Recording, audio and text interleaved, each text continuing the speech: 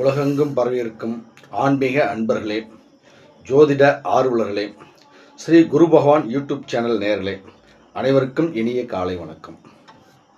நாம் இன்று பார்க்க இருப்பது அக்னி காலங்களில், அக்னி நட்சத்திர காலங்களில் நாம் என்ன செய்ய வேண்டும், சமூக சடங்குகள் அடிப்படையில் நாம் என்ன செய்ய வேண்டும், என்ன செய்யக்கூடாது என்பதை நாம் பார்க்க போகிறோம்.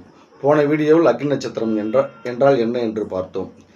நாம் இப்பொழுது சமூக சடங்குகளில் பூமி பூஜை செய்யக்கூடாது. அதே மாதிரி விவசாய நிலங்களில் மரம் வெட்டுதல், மரம் நடுதல், இந்த மாதிரி வேலைகள் நாம் செய்யக்கூடாது. புதிய பயிர் செய்யக்கூடாது. புதிய விதைகளை இடக்கூடாது. புதிய விவசாயங்களை செய்யக்கூடாது. காது குத்து சடங்குகள் செய்யக்கூடாது.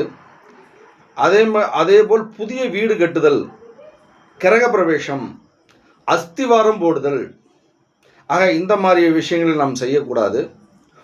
புதிதாக கடன் வாங்குதல், சொத்து வாங்குதல், நெடுந்தூர பயணம், ஆன்மீக பயணம், இவைகளெல்லாம் நாம் தவிர்க்க வேண்டும். அதேபோல் கிணறு வெட்டுதல், போர்வெல் கிணறு அமைத்தல், இவைகளெல்லாம் நாம் தவிர்க்க வேண்டும். அதுபோல் இந்த நெடுந்தூர பயணம் என்று நாம்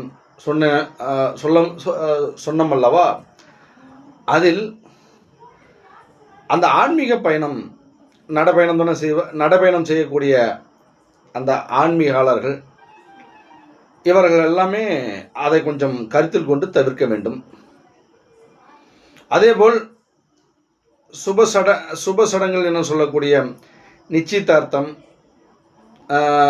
சீமந்தம், இவைகளெல்லாம் நாம் செய்யலாம். திருமணம் கூட செய்யலாம். இப்போ எல்லாம் ஓரளவுக்கு திருமணம் பண்ணிக்கிட்டு இருக்காங்க. அதே மாதிரி கோயிலில் நம்ம இந்த அக்னிதோஷ காலங்களில் இறைவனை வணங்கி நாட்டு மக்கள் நன்மை பெற வேண்டும், யாருக்கும் எந்த ஒரு நோய் இல்லாமல், நொடி இல்லாமல், உடல் பாதிப்பு இல்லாமல், தீங்கு இல்லாமல் இருக்க வேண்டும் என்பதற்கு கோவில் வழிபாடு செய்து